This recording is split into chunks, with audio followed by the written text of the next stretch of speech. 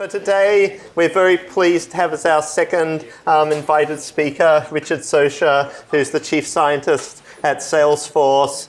Richard actually also has a lot more connection to this class because for several years, Richard was involved either as instructor or co-instructor in teaching this material at Stanford.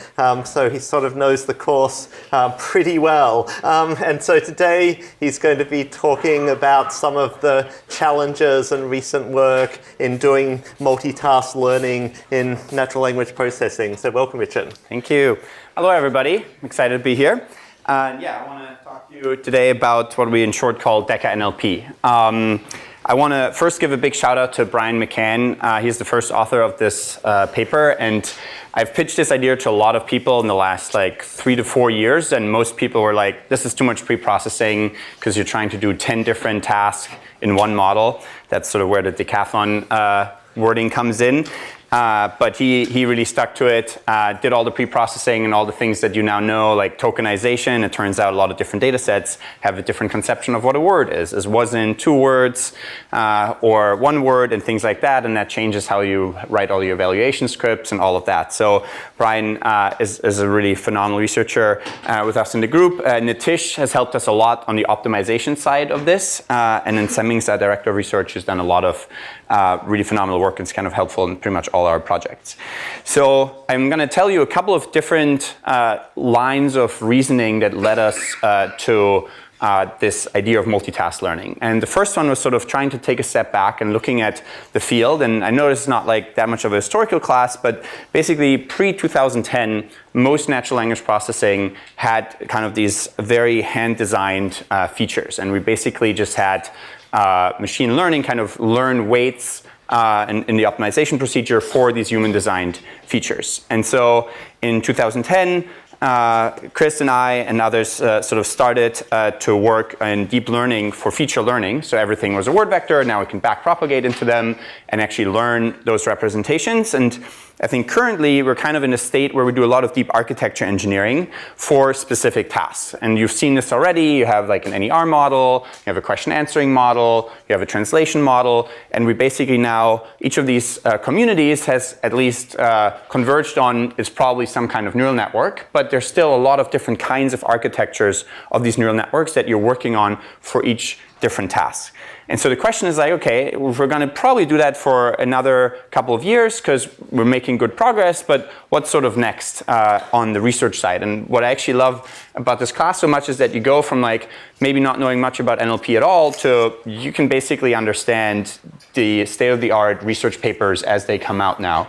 And this is one of those. So why not continue to work in this multitask regime? In some ways, I feel like the community is a little bit like this cute dog where we kind of randomly restart after every project. And it's kind of clear to me that if you have a lot of training data and you define a specific data set and task on that data set, you start to architecture engineer on your model to hill climb on a particular metric or leaderboard or publications or products or whatever it is, then as long as your data set has roughly a good representative set of 1,000 times the number of output classes that you have, you'll probably get it into a regime where you're in the 80 to 90% accuracy or F1 where you're basically doing pretty okay. And of course, when you look at, for instance, ImageNet, you have 1,000 different classes in computer vision, 1,000 different classes, each has 1,000 images. So if you have roughly 1 million images, you do pretty well. And in machine translation, ideally, I have many more. I have like hundreds of thousands of words, so you want many millions of examples of each of the words in their context. And of course, the caveat is machine translation doesn't work to the level of humans, but it works well enough to have it at least in products, and even the best human translators use it as sort of a pre-translation and then sort of clean it up. And so it's also clear to me that in this regime, and if we want to get to sort of more general AI features, we need to have some kind of more continuous learning of a single model. Because if we keep restarting at every project, we're never going to get to a single model that kind of encompasses more and more of the complexity of natural language. And when I say we start from random, you of course know that that's not quite true, because we do have some things that we pre-train, namely word vectors, and in computer vision we have even more things. And so in some ways that is an aspiring ideal for NLP, because in computer vision you would be kind of crazy to not use some kind of convolutional neural network that is has been pre-trained on some kind of task like ImageNet when you start with your project and try to classify objects or do object detection and a lot of other things. And in some ways that the whole community could get behind it very quickly, because I mean, once it worked reasonably well, because there was sort of a single blocking task in computer vision. If you can't even tell apart a dog from a cat from a house, it doesn't really make sense to think of even larger vision projects. And in NLP, we've had a lot of success with word vectors. You know a lot of those now. It started with sort of just a small window-based approach with word2vec and glove. Then we had context vectors that were trained on machine translation, but basically instead of just having a single set of words, we actually pre-trained some of the LSTMs that came on top of those word vectors. And the way we trained that was also actually Brian McCann's paper on contextual vectors was with machine translation. And then Elmo kind of replaced machine translation with language modeling, which of course is even better because there's even more training data and it still tells you a lot and kind of captures in some ways a more complex version of the distributional sort of hypotheses that we had in simpler word vectors. And in BERT, not quite a language model, but also kind of trying to predict words in their context, but pre-training a lot more layers and a lot deeper networks. And so we see the success of pre-training a certain set of weights. And so the question is, why not try to pre-train the entire model? As in including your output, your softmax, your pointer mechanisms, and everything, and then just taking a completely pre-trained model and trying to do something. And that is kind of the goal that we have. And so we sort of asked ourselves, why hasn't this happened? Why are we, the first to think about like trying to pre-train the entirety of the model, the encoders and decoders and outputs and everything? And I think part of it is that NLP requires a lot of different kinds of reasoning. You've seen many of them already. You have some logical reasoning, like 550 people in this room, 25 leave. Are there still people in the room? And you kind of logically can answer that question. You have lots of different kinds of linguistic and emotional reasoning, sentiment analysis. This is a typical Nicolas Cage movie, and then you need to know that that's probably a negative review, unless you like Nicolas Cage movies. No judgment. Visual types of reasoning and so on. And so I think partly because of that complexity, in the beginning the field didn't really make much progress, and then kind of separated, and I think in some cases kind of artificially separated into all these separate tasks. Like you have named entity recognition, part of speech tagging, and semantic role labeling, and so on. And in some ways, and it sounds kind of snarky, but it made a lot of sense at the time, and it allowed us to make a lot of progress in the community. But basically, we started chasing these benchmarks, and all these different communities kind of started going off in their own ways. And you even have some communities that say we do general question answering, and there's literally workshops on general question answering. And when I asked the organizers, can I ask your model what the sentiment is of this tweet? They're like, no, that's sentiment analysis. Go to that different workshop. It's down the hall. But I'm like, that's a question. Why can't you answer it in the general question answering workshop? And so a lot of people then say, well, if you want to work on more general stuff, it has to be an unsupervised kind of task. And the future will not be supervised. I don't think NLP will be completely unsupervised, and we won't solve it completely unsupervised, because in the end, language has a lot of supervision for people, and I think for systems also. And you won't, if you have a child and it's in the jungle, it'll probably develop a pretty good visual cortex by itself, but it won't develop language by itself. And then also, like, I think if you just allow AIs to talk to one another, it makes very little sense for them to try to come up with as inefficient of a communication protocol as humans have with, sequential processing of language, because algorithms and computers could, if there's no supervision of human language, they could just communicate in much more efficient ways with one another. So I think it's fairly clear we need a lot of supervision in NLP. And so basically all of this has led us to trying to think about a unified multitask model for a lot of different NLP tasks. By the way, if you have any questions, just raise your hand. We can make this very interactive. Basically, we want this unified model to decide how to transfer knowledge and not have it sort of be manually assigned. Like in most cases, when you design your project, you say, oh, well, I know that named entity recognition and part of speech tagging help each other. Because once you know something is a noun, then it's more likely that it's also a named entity. And in this case, we want to basically allow for this single unified model to know itself how to do domain adaptation and how to share the weights. And that will hopefully then lead to a lot of transfer learning and zero-shot learning capabilities. I also think that if we get to this sort of hard goal of having a single unified multitask model, then we'll be able to more easily adapt it to new tasks, and we'll be also able to deploy it in production more quickly. If nowadays you want to build a little squirrel detector and connect it to your sprinkler system, you can just download some off-the-shelf software and it will basically kind of work. That is not the case if you try to do a pretty complex language project where you want to translate into some completely new language, or analyze some website and then do something else afterwards. So you also, when you actually try to deploy and use these kinds of tools in companies, you'll realize that there are a lot of different kinds of groups. There's the search group and the chatbot team and the translation team and the social sentiment analysis team, and they all use different models and they all deploy different models, and they all have to build a lot of overhead into the core of or around that core of an AI model. So basically, lastly, it was sort of what we had with this dog. I think that once we have this unified model, it'll also be a first step to being able to then continually learn this and just have a single model that just gets better and better over time and starts to capture more and more of the complexity of language. All right, any questions around sort of the motivation, high level?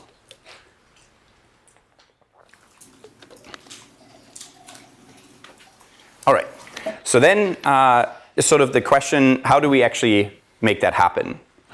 And then I first sort of sat down and looked at like the general sort of formats of all the tasks that you may experience in this class and that NLP sort of has as a field in general. And I think they can broadly be classified in these three different categories. Sequence tagging, you already know, things like NER or aspect-specific sentiment, where in a specific context you want to classify if a word is positive or negative. And then text classification, just a single label for the entire piece of text, and then sequence to sequence. A lot of different problems fall into that. And I actually personally love these three particular tasks: machine translation, summarization, and question answering, because they are immediately useful. You don't have to explain somebody, oh, but why do you need the semantic row labeler or parser? If you're a layman and you on the internet, you understand immediately why it's useful to do summarization, question answering, or translation. And an improvement in those tasks kind of immediately translates into better products and people being able to communicate better and more efficiently with language. So that kind of analysis led us to think about these, what I call 3 equivalent super tasks of NLP. And basically, they are language modeling, question answering, and dialogue systems. Language modeling, basically trying to predict the next word. You've already worked on that. And usually it's only used to rescore or basically pre-train these days. But really, if you ask a question and then you try to predict the next couple of words, then that is also language modeling. And if you're able to predict the next couple of words after a question, like what were the named entities in this sentence, and then you just generate, Dresden was a location, Richard was a person, and whatnot, then you can kind of cast almost all of these tasks into language modeling. Similarly, question answering, you can ask any kind of question: what is the translation, what's the summary, and so on. And then with dialogue, right now it's kind of tricky because there are no really good dialogue data sets out there. And a lot of times you want some interaction, you have to run user studies, and most of the existing NLP tasks would basically be pretty short one-step dialogues. Like, what are the named entity tags? You give them and that's it. So it's a little bit overkill. And because of that, we basically converged on question answering as our main formalism. And here is now an overview of the 10 different tasks that we have. And we cast all of them as question answering. These are literally the training, the format of the training data set, and eventually also the way we formulate the test set. And you'll see basically for every single task, you have a context as some kind of document. Could be a Wikipedia article, could be a tweet, could be a longer document, whatever. And you ask a question about it, and you want to generate an answer. And I'm curious if you can think of any task in NLP that couldn't be formulated in this kind of structure. So let's go over some of these. The first one is sort of the standard task that you're all familiar with now, the SQuAD, Stanford Question Answering Dataset, where the answer is essentially a phrase somewhere in the context. But then the second one is something that you would never see in most generalized question answering workshops, and that is having a context of the single sentence asking what is the translation from English into German. And the output is, again, a sequence of words, but in this case, and we color them differently here, this is blue because all these words are basically not in the context and not in the question, and we will just generate them with a standard softmax to basically answer this question.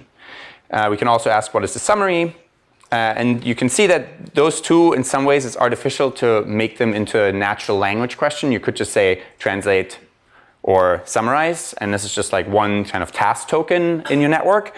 But actually half of these tasks, it makes sense because the question also is different for every example. So this one here is natural language inference, NLI, which you've covered also, where we want to ask whether two sentences entail each other or contradict each other, or there's some neutral relationship between them. You've seen a lot of sentiment, and this here is kind of important. We actually ask, is this sentence positive or negative versus just what is the sentiment? And why that is important is that you see here in green, this answer here actually comes from a word in the question. And if we formulate it that way, we can eventually do zero-shot learning, where we ask a new question that was never asked before for a new set of labels, and magically, in some cases, it still actually works, and it will, we can ask questions like, is the story happy or sad? And it'll still give us an answer, even though we've never given a training data set of a bunch of happy and sad stories. So it's kind of zero-shot classification that you get to, in some cases, if you formulate your questions in a way that the answer is part as a word in the question. Then we have semantic row labeling here.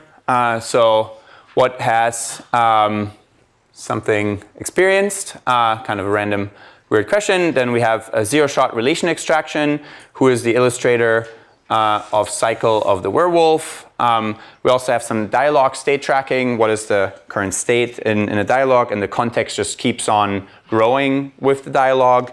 And then we also have WikiSQL translation task, but not translating into another natural language, but translating into a SQL database query. It's actually a super helpful task. There's a lot of data out there that is stored in databases.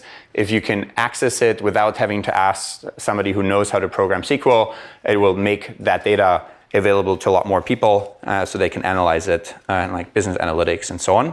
And then here, Winograd schemas and anaphora resolution. Some people call this kind of common sense reasoning, but it's kind of mostly just anaphora resolution, trying to understand in this context who is the word, like who had given help. Was it Susan or Joanne? And then based on this context, you can kind of should be able to figure that out.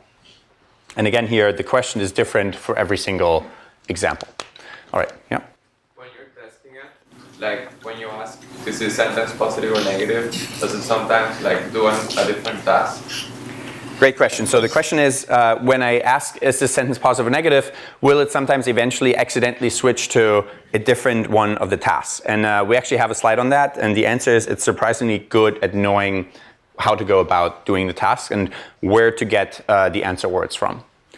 And yeah, it'll make more sense in a couple of slides once we go over the model.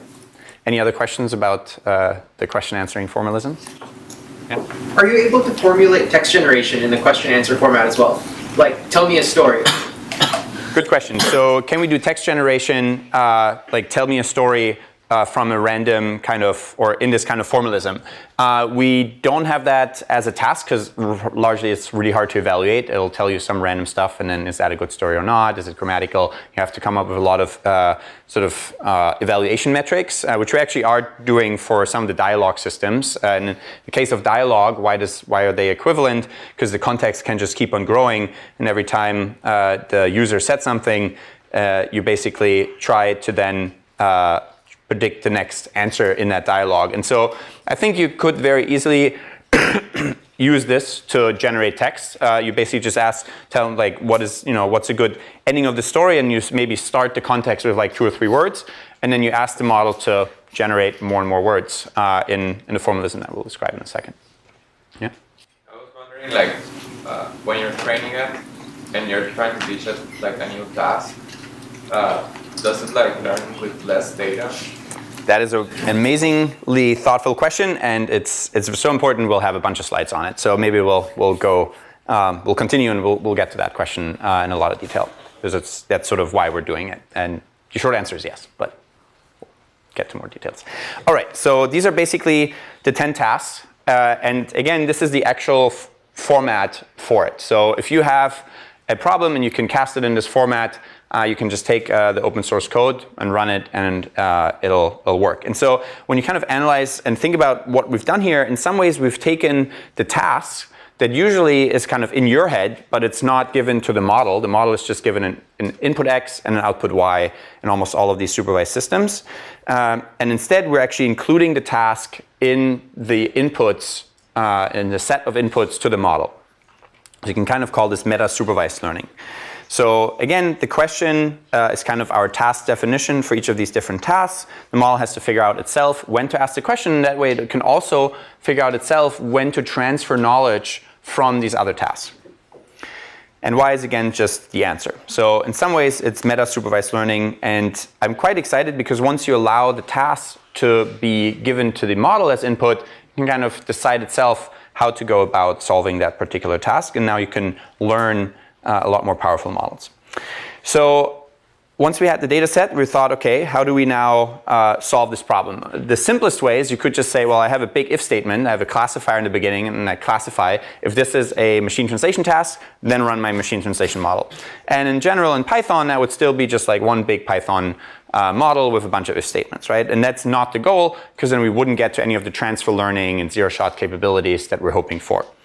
So we want to have the model, wanted to have the capability to internally adjust to these different tasks and make these decisions itself.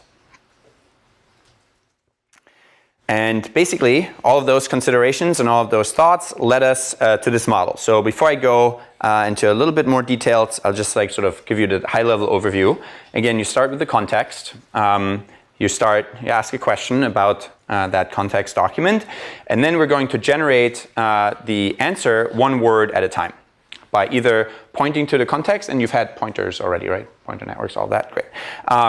Pointing to a question word, or choosing a word from an external vocabulary with your standard softmax classifier. And we'll have a pointer switch mechanism that will kind of choose how much to weight each of these 3 generation mechanisms. So let's dig into a little bit into this model. Fortunately, in some ways, it's kind of just taking the best of the current sort of state-of-the-art techniques and putting them together in a way that generalize well enough. You can look at all the code on DecaNLP.com. It has like thousands of stars and forks and stuff combined, and you can basically run everything in this on these experiments with just one command. It'll wget all the data sets and everything and run everything. You can really explore what it looks like, but let's dive a little bit into the details of what this model does. In some ways, again, it just kind of takes all the best ingredients from deep learning for NLP, most of which you've already learned about, and puts them together in a reasonable way. So we start with fixed clove embeddings. Eventually, we updated the embeddings to cove embeddings, and probably it'll work even better if you update them to bird embeddings. But at some point, we kind of have to move on and do other things. But basically, you have a fixed set of word vectors, and that is kind of important because in some of these data sets, they're much smaller than others.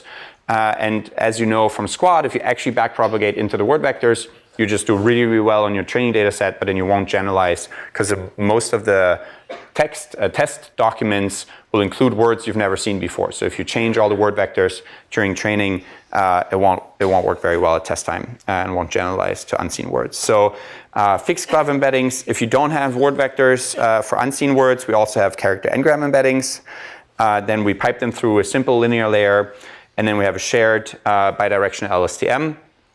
with skip connections. And so it's a deep one, so you skip to higher layers, and it's shared between the context and the question. So they have basically the same set of weights. Then we have a co-attention layer, where we basically just have outer products between all the hidden states of those two sequences. And again, have skip connections to circumvent those as well. So now you have kind of context or question-dependent contextual representations or representations of that context.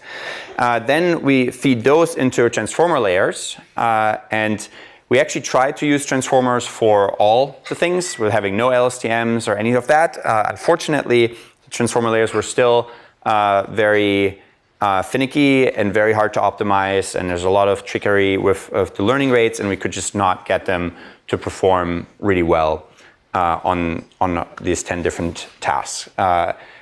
Sometimes you had one transformer layer, one transformer network, and it worked really well on one task, but the only other transformer network that worked well on the second task had like half the layers. And once you tried to have one network with the same number of layers, it just wouldn't work on either of the two tasks anymore. And so yeah, unfortunately, as nice as they are, because they're nicely parallelizable on GPUs, they weren't yet robust enough to be used for this. So we have to have these LSTMs before and after the transformer layers. And then we essentially just have a standard sort of autoregressive decoder. We're given the last state, we generate the next word. And then we have these three pointer mechanisms. They're very similar to the pointer mechanisms you already know, but now on top of these very contextualized representations at the end of this encoder. And it basically learns to either point to question words, context words based on the hidden states, or have also a standard softmax. And then we just basically have a weighted sum, convex sum of these three different distributions of output words. All right, so I think these are mostly standard components that you've already have already seen in all their details, but do you have any questions about how we put them together? Yeah. So if the output has to be a word. That's right, the output has to be a word, and it's always either a word from the context, a word from the question, or a word from the softmax. And the data pre-processing is different for each task. So the data pre-processing is different for each task, but we basically had to normalize everything to have the same tokenization and all of that. So do the double errors in the encoding just represent the bidirectional? That's right. Okay. Yeah, but the double errors here are just bidirectional, so left to right and right to left for the LSTMs. All right, so what data sets are we using? I mentioned that was a big headache in the beginning. We definitely wanted to include a lot of the sequence-to-sequence tasks that we felt like are very sort of high level and immediately useful. And in some ways, what this also shows you is that nowadays you don't have to work as much on some of the intermediate representations in NLP anymore. You can just directly go for the end tasks that real users might care about, and then have these end-to-end trainable systems that really do quite well. And I've myself worked a lot on parsing, so I don't want to say we don't need it. There's certainly still tasks that you do need it for, but it's kind of surprising that you can just go directly to translation or summarization without having intermediate representations that were sort of very specifically hand-designed. So we had those three really interesting and hard tasks: question answering, machine translation, summarization. They actually also have the three biggest data sets of all of these. Then we had NLI, and basically all of these 10 data sets were publicly available. And in several cases, especially for translation, you could actually find much larger translation data sets, but we also tried to keep it to a size where normal people that don't work in gigantic companies with huge GPU infrastructures could still run experiments themselves. So universities and folks can still run it on basically, if you have just a single GPU, it'll probably take about a week or so to run an experiment. If you have multiple GPUs on one large AWS machine, you can kind of run an experiment in a day or two. And so especially for translation, right, you could get a lot more data than IWS LT. And each of these communities and data sets and tasks has their own metric. We actually tried to, in the beginning, we've had a lot of discussion about how we should define the measure of success for this project. Does it make sense to have a normalized F1 score for basically all the different tasks? But then we basically realized that these different communities have different metrics for a reason.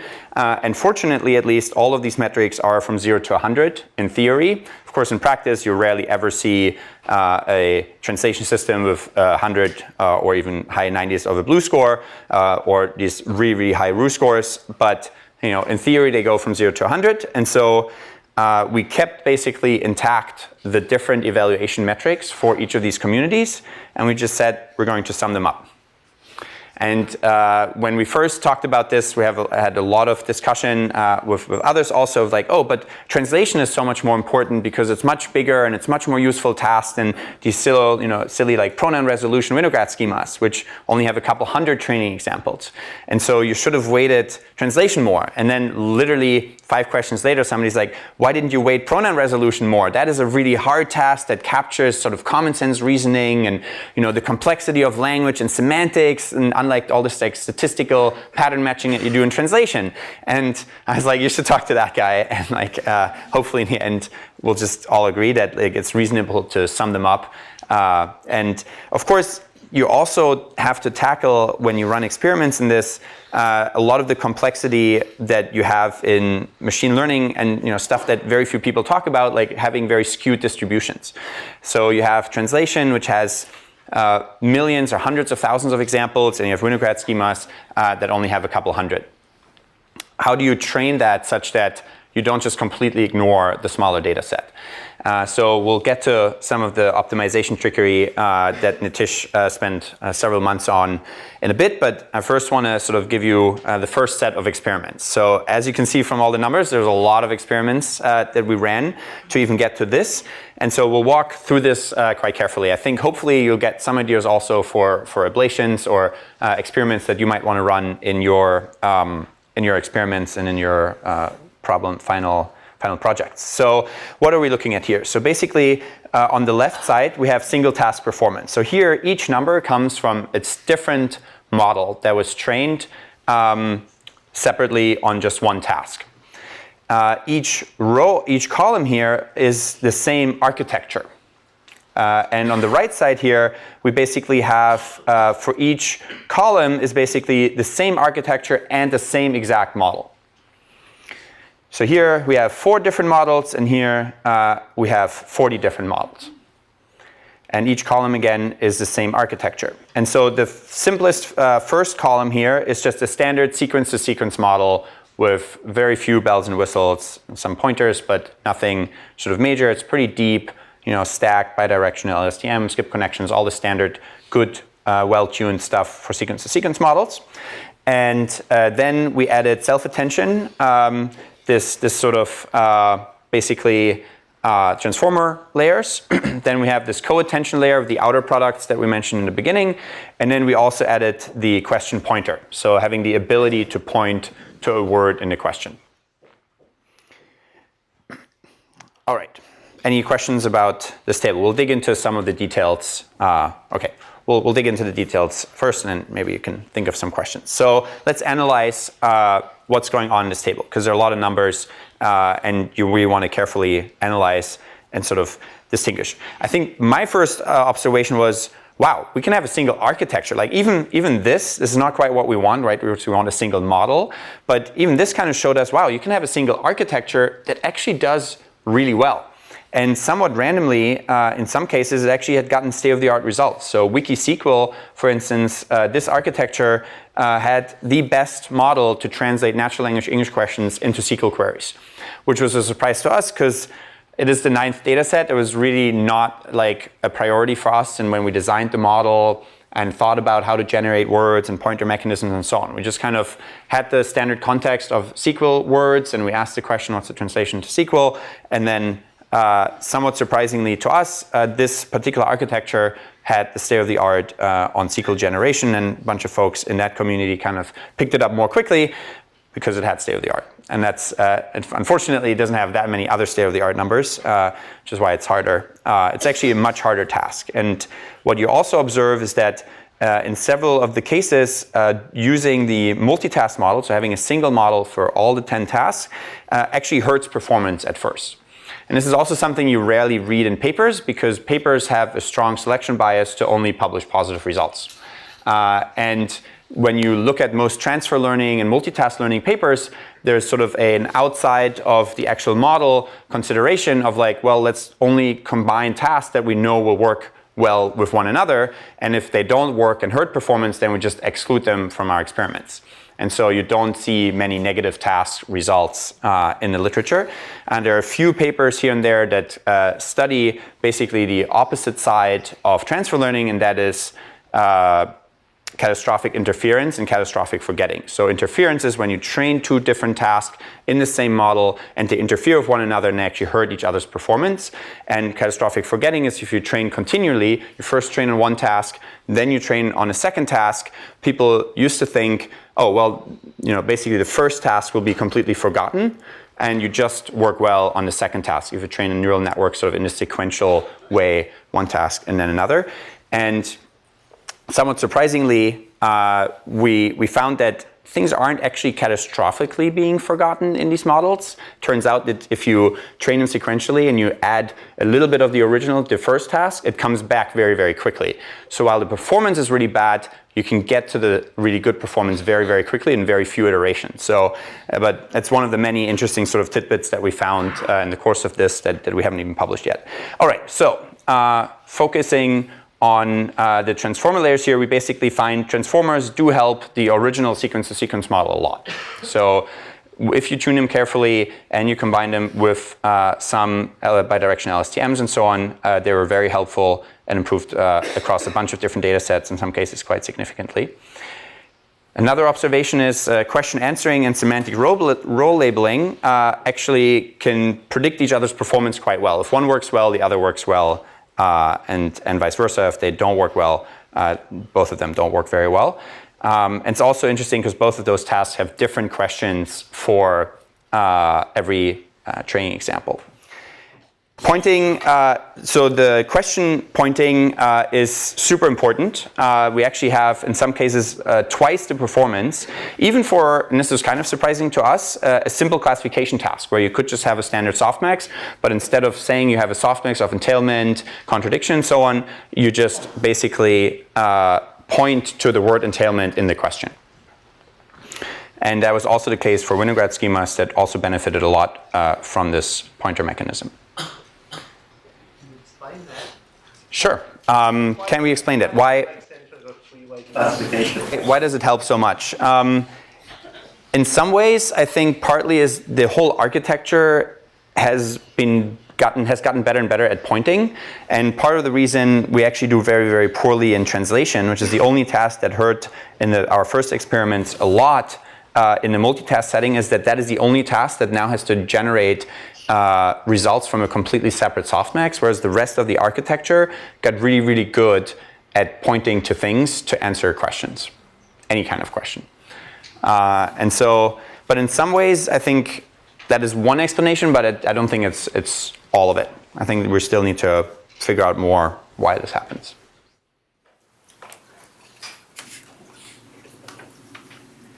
All right, now multitask learning is the most helpful when it comes to zero-shot, and I'm actually very excited about that. So this is a zero-shot relation extraction where you have different kinds of relations that you might want to extract, and you might have never seen like the student-teacher relationship that you're trying to identify in a certain context, or a product-company relationship or something like that.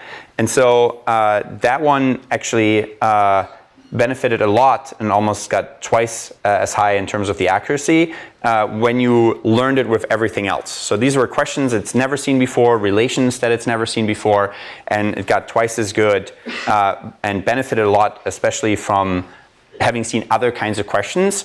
And in some ways, we have to give a lot of credit to Squad too, because Squad as a data set kind of pushed people into thinking about pointers as a mechanism to generate answers. And pointers, we kind of see them like as a given, and they don't get that much credit, but they allow you to predict answers that you've never seen before at training time, to generate words you've never seen before at training time, which is actually quite amazing. All right, now the main observation though here is that you still, if you had an oracle that would tell you exactly which task you're currently in, and you would be perfectly kind of separating these into 10 different models, maybe they're all the same architecture, but there's still 10 different models, then you would actually still do slightly better than the first version of this multitask learning model. And that is largely because we chose to include a bunch of different tasks that have nothing to do with one another, and we wanted the community to start thinking about tackling catastrophic interference. Right? If you learn like a new language, or you learn how to understand social media on Twitter, you don't replace all your language and your brain. You have one brain, it keeps getting smarter, you keep learning new skills, even when the skills that are new to you are very, very different from old skills. So in some ways, we may have made our lives too hard. And now we're actually thinking, okay, maybe if we want to publish a nicer paper on multitask learning, we just look at all the tasks that do help each other. And then we just have groups of tasks. And then you can very quickly publish some nice state-of-the-art papers. But basically here, we're still quite significantly away in the DECA score between 10 different models and a single model. Now, this of course is kind of an oracle score. That's why we put it in parentheses, because you don't actually have this oracle. And in some cases, it's quite easy to build an almost perfect classifier. So, separating what is the summary based on that question and what is the translation from English to German, you can do with almost 100% accuracy. But squad question answering and zero-shot relation extraction and question answering as a semantic role labeling, those are actually easily confused in terms of how to generate the answers, and you wouldn't quite know into which model to route this. So in some sense, this is kind of theoretical. All right, now I mentioned that we have this complexity in the optimization strategy, and this is one of the many sort of problems that don't get that much coverage. But when you have a very imbalanced or skewed data set, it's easy to lose track and basically overpower the smaller data set tasks.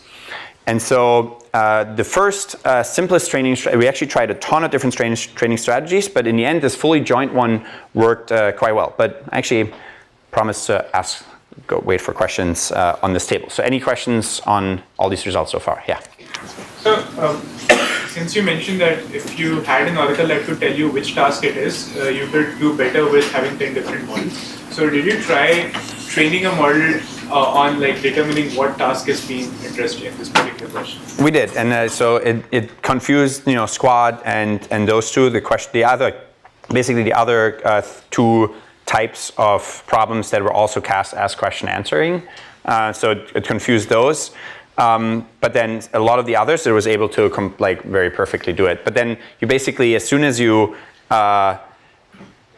were to try to then build the whole model and get a DECA score, if your classifier is even 90% accurate, you basically multiply this by 0.9 and you get things so hard that it's not competitive anymore. So it is actually hard if you try to just build that whole system and keep adding sort of if-then-else statements to make that into sort of a single system. Yeah. Have you tried telling the model what kind of task it's doing, just giving it an indicator of the kind of task that it is doing? I mean, in some ways we did in this case because we only trained each model separately on it. Only through the question. Yeah, because I was thinking maybe it's not that important that the model figures out what we wanted to do in a practical application, because we could just tell it what we wanted to do right now. In some cases you could tell. So the question is sort of, even in the multitask setting, you could have an extra kind of token to say, now you're doing summarization, and that's another input. In some ways, whether you have a summarization token or you ask what is the summary, it actually, I don't think, makes that big of a difference. It's just now you can query this model in very natural language rather than having to know kind of a special token to query the model. And we'll see actually in a couple of slides that the model is not confused when it comes to how to generate the answers. So for every of the tasks, it knows very clearly how to generate the words to get to a reasonably accurate answer.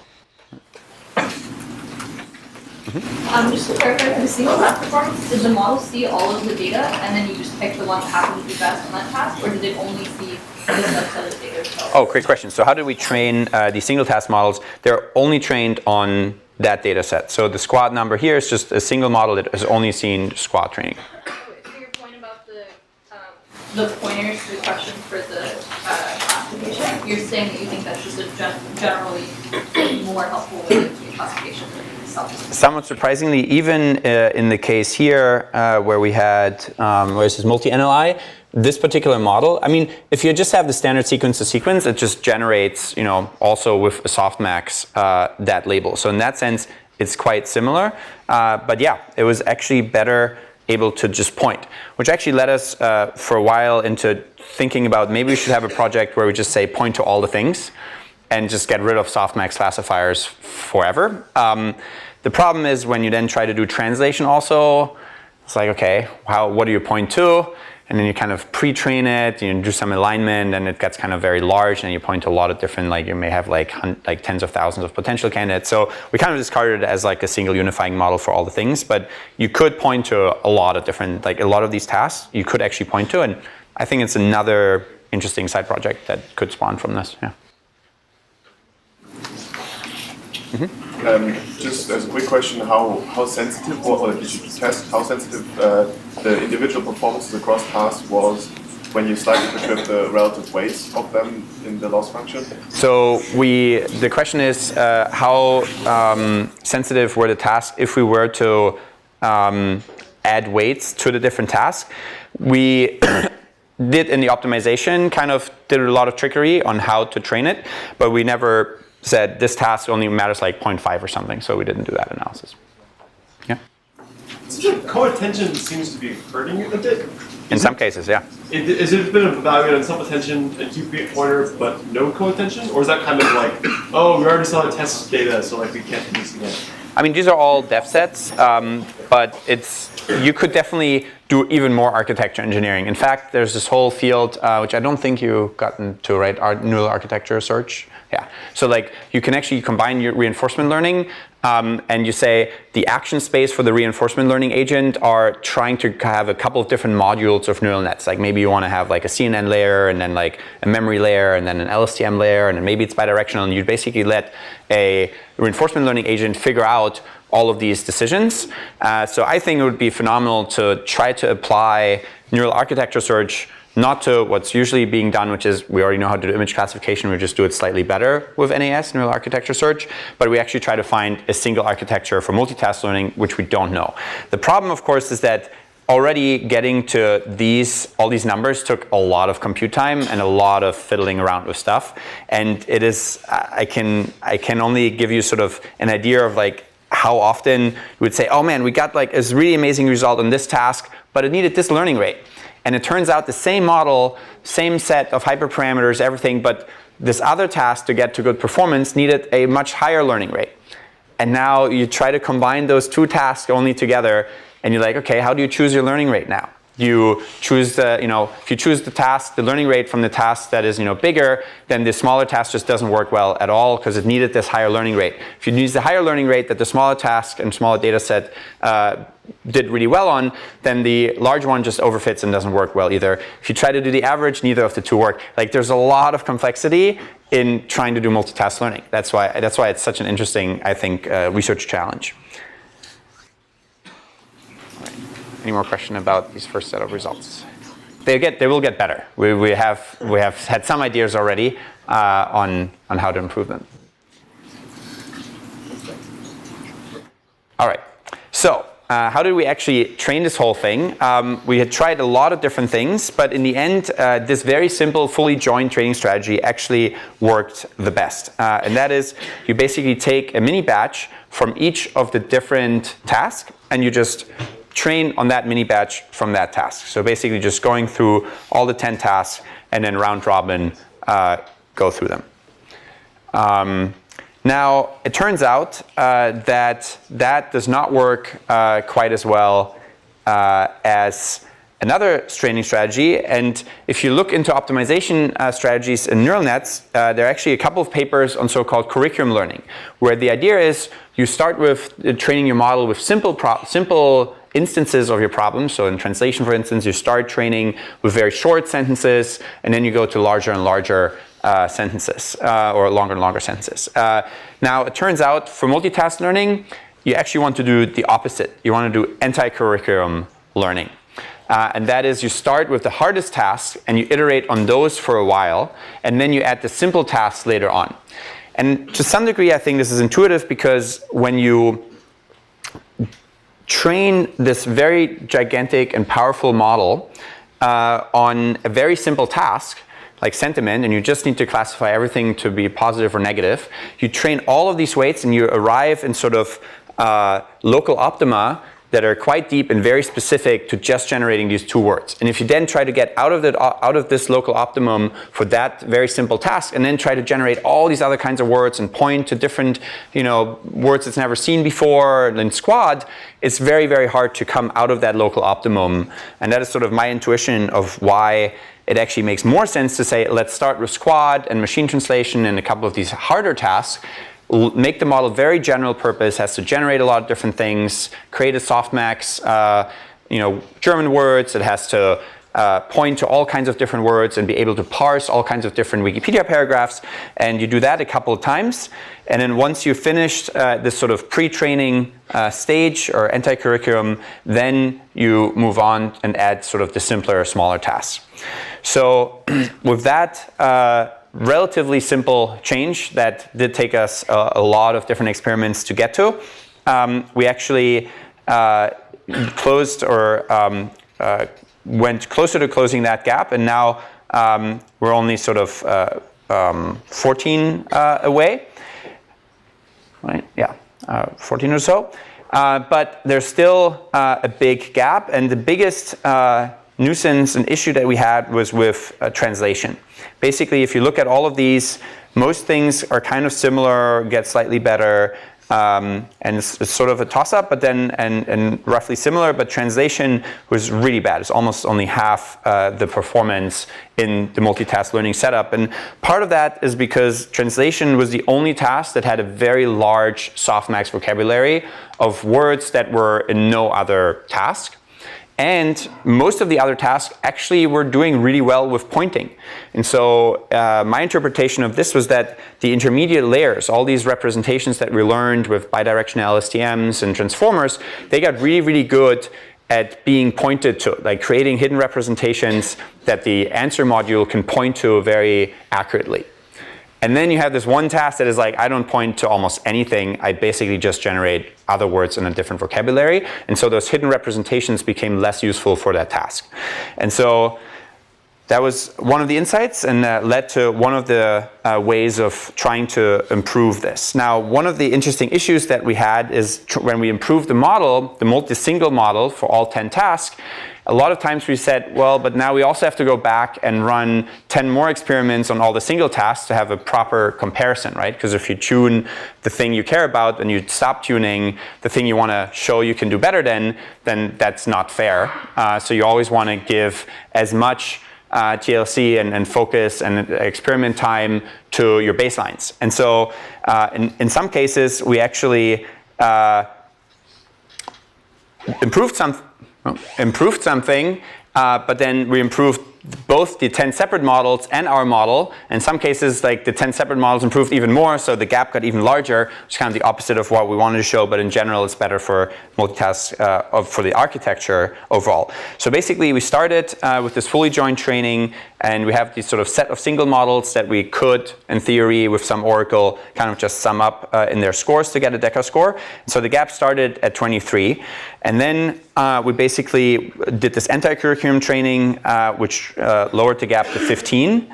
So we're kind of excited, making good progress. Then we switched from GLOVE and used COVE, so contextual vectors, which actually increased the gap a lot again. So everything got better, but the 10 separate models got even better than the one single model that does the 10 tasks. So the gap got bigger, but everybody's performance increased. So it was still overall a good thing. And then we basically figured, especially with this machine translation issue, we shouldn't just pre-train on Squad, but we also should include machine translation in this pre-training in the beginning so the model doesn't just start learning to point. And that helped us to reduce the gap between the 10 separate models, Oracle, and the single model to about 5 points. And then we basically said, okay, translation is still not that good, we just keep oversampling. So every time we go through one of these round robin mini batch sets, we just always include machine translation. And that basically allowed us to then reduce the gap to just a single point. So now we started several months ago at 586, and now the single Oracle with 10 different models, if you were to sum them up, gets 618. And the better contextual vectors and tuning and adding a lot more translation. And translation is still not as good as we would like it to be, but now several of the other tasks benefited a bunch, and now we're basically 1 DECA score away from having a single model that does as well as 10 different ones. And you can basically, you could run even more experiments. In some ways, you could burn millions of dollars on AWS cost here, because most of the time we kept the hyperparameters of these different models the same. Like each of these, you could also say, well, maybe this multitask model needs to have 50 more layers, or maybe 19 more layers, or maybe 5 more layers, and maybe they should be 1,000, wider in their hidden dimensions. And you could basically run a lot more experiments. Maybe, hopefully, eventually the community jointly does that, and then we can kind of move towards that. But we figured, okay, we're pretty close, so we moved on to some other things, which maybe I'll tell you about next year. But basically, let's do some analysis of what happened in this project. And this is kind of, I think, something that I would encourage you all to do as well. Like you can chase the numbers for a while, and in some ways, you should always be skeptical about your evaluations. And in some cases, you've seen, or we've seen in the NLP community, people like basically just optimize BLEU scores for translation for years. And then somebody came out with a paper and said, well, it turns out BLEU metrics and human evaluations on how good of a translation is this aren't actually that correlated. And you're like, oh, that sucks. We just spent years of our lives tuning that metric and publishing a bunch of papers. And so in some ways, all of these metrics have flaws. Roux score summarization is a super subjective kind of task. And in summarization, for instance, when you analyze the errors, you often realize that word vectors have problems too. So for instance, a word vector for Jason, John, and Jeremy are all kind of the same, right? They all have similar distributions, similar contexts, windows, and so on. And so word vectors of names are very similar. And so in summarization errors, you realize, oh, well, this news article talked about Jeremy being kidnapped, but the summary said Jason was kidnapped. And you're like, well, in the evaluation metric, that's just one word is off, and like all the rest is correct. But it's a pretty important word. And so word vectors have like issues for summarization that are pretty fundamental, and I don't think anybody's tackling really well right now. So all of these metrics have issues. I would argue, though, that combining the 10 actually makes it less problematic and more meaningful than looking at each one separately. Because now you can't use the idiosyncrasies of one particular evaluation metric to just get like your score a little bit higher. Because then if you just tune with that particular thing in mind, it will hurt some of the other tasks, and you won't get to this sort of general NLP model that much more easily. All right, so now let's do some analysis of this model and look at, and this is kind of thing comes to one of the questions that was asked, is the model able to kind of generate the right words for the right tasks? And here we basically looked at the distributions of how often the model generated words in these with these 3 different mechanisms, softmax vocabulary, context pointers, or question pointers. And as you can see, in the majority of cases, it knows exactly how to generate. So for question answering semantic role labeling and Squad and WikiSQL, and summarization, it basically uses the context pointer. So it just points into the context document. And we know for Squad that is basically how the data set was generated. So that's the only thing that really makes a lot of sense. What's kind of cool is that in some cases, like summarization, it sometimes creates new words or that weren't in the context document, weren't pointed to.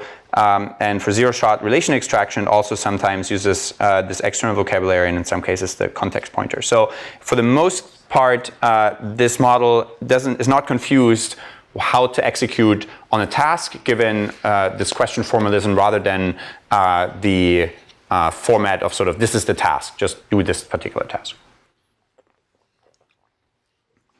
Now, you might argue, okay, I'm not that impressed by having the performance be slightly the same with one model versus 10 separate models, even though it's nice if you want to deploy it, right? It's like uses less RAM and all of that, assuming they're the same size, or 1/10 the size. But what I'm excited about is more like the next couple of results, and namely sort of this transfer learning, domain adaptation, and zero-shot, these kinds of capabilities. So here we chose 2 data sets that weren't included in the original 10. And we basically trained a pre-trained model on this versus a random model. And randomly here, again, they're the same architecture. And pre-trained means the entirety of the model was pre-trained. All the encoders, including the decoder and the softmax and everything. And the 2 other tasks were another IWSLT language pair, namely translating from English to Czech, and named entity recognition, tasks you all know very well. So basically what we found is that it converges much more quickly in the beginning, and then there's still a significant but not gigantic gap. So this pre-training on these completely separate kinds of tasks had helped.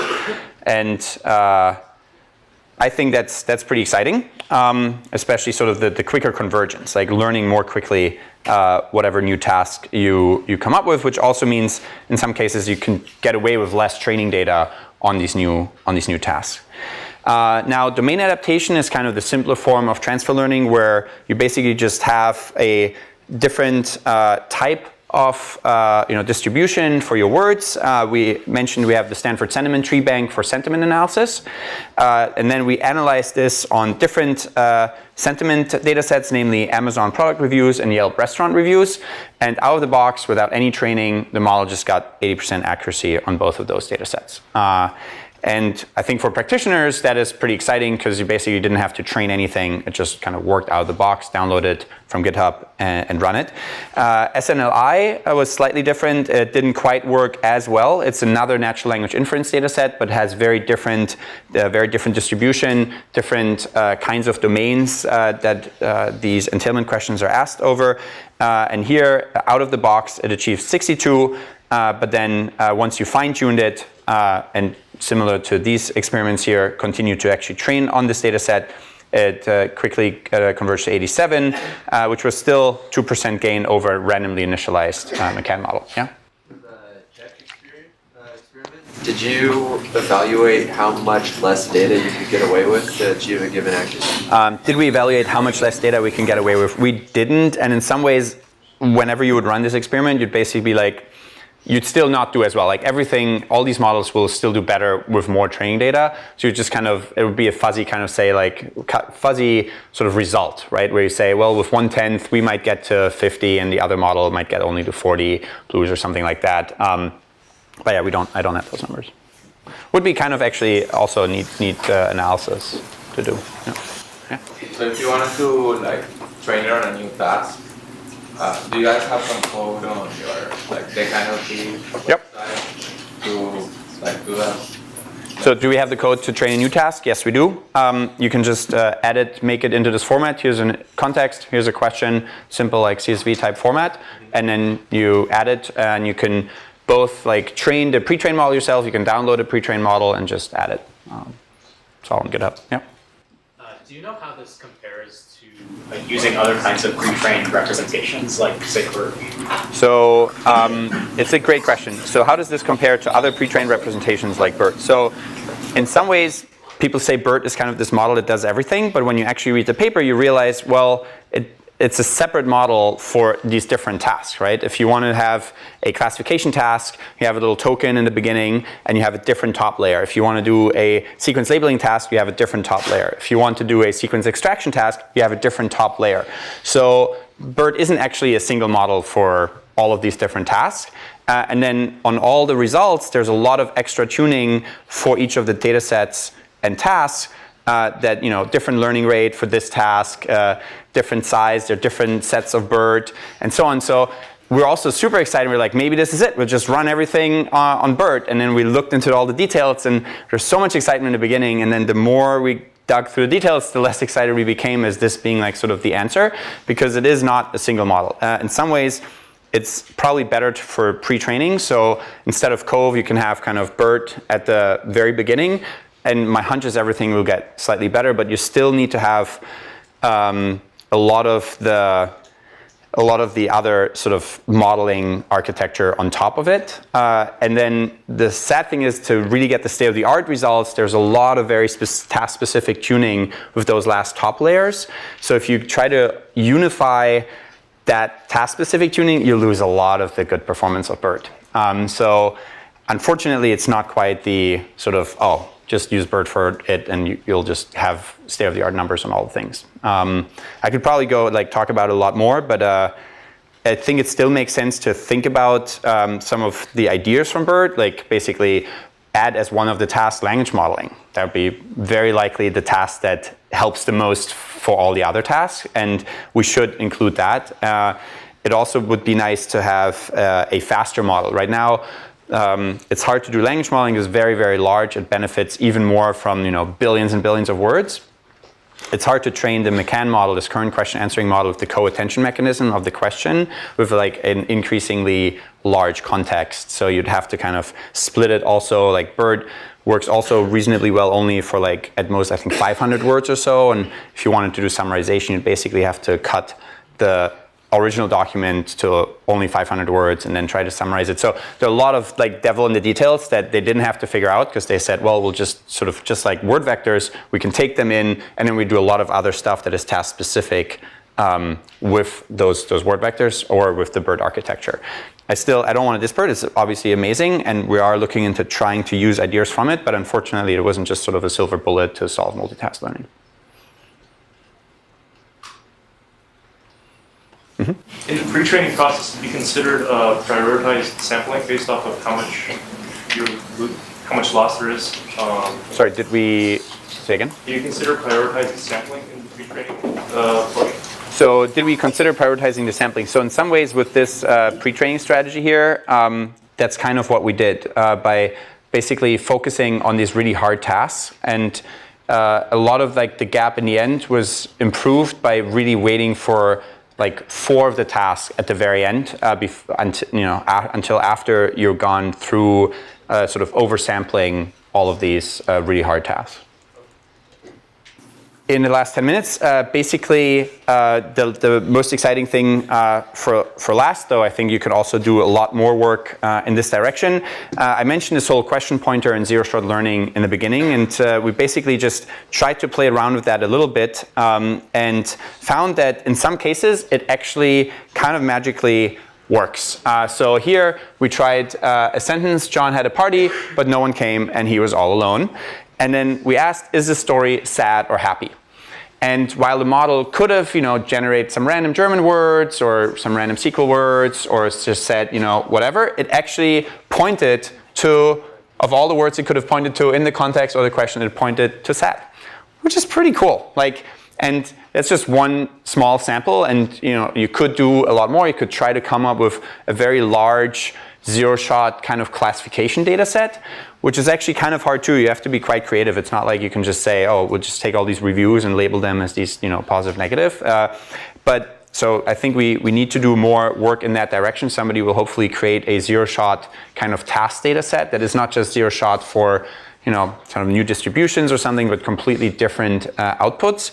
But we tried a couple, and it doesn't always work, right? You can be adversarial about it. You can make, this basically looks most similar to is the sentiment positive or negative? Is this sentence positive or negative? That was the formalism we had for sentiment analysis. And so you could, if you make the question more and more different, eventually it'll kind of get tripped up. And it's clear that it's benefited from the word vectors of sad being closer to negative, and then understanding sort of through all these correlations and deep representations that there are other sort of sad words in this context or whatever it is. And so it was able to point to this. But you can be adversarial. It doesn't always work, but even the fact that it was sort of zero-shot classification based on word vectors for new kinds of questions, personally, it was very exciting to me. And we tried a couple of other things, like Brian gave a talk and nobody clapped. Was Brian happy or sad? And it also got it right. So there are a couple of the examples where at least this happy or sad thing worked, and then a couple of other sort of adjective questions that we tried. But what I would be most excited about is eventually actually trying to have a zero-shot classification task that combines the different tasks too. So unfortunately, there's no data set for that, so we didn't train it, so it doesn't happen with the model. But in theory, if you ask what is the you can summarize and you can translate from English into German, why couldn't you ask the model for a German summary?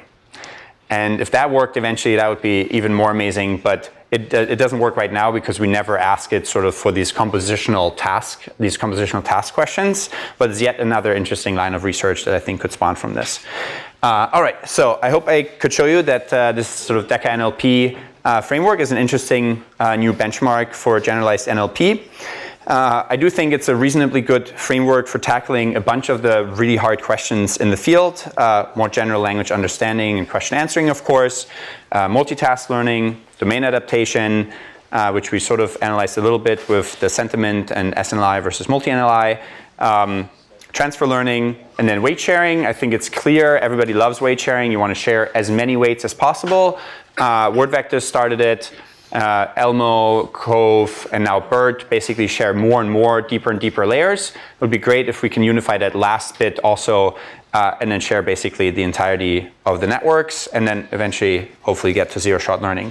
Now there's a bunch of related work. The original paper has over 100 citations in it of papers to other lines of work, but these are at least some of the models and papers that influenced us the most in our thinking and modeling. One of them actually comes from the two instructors of the class. And so hopefully we can sort of think about what's next after all this architecture engineering, and I think one potential answer to that is single multitask learning for more generalized NLP models. All right, thank you.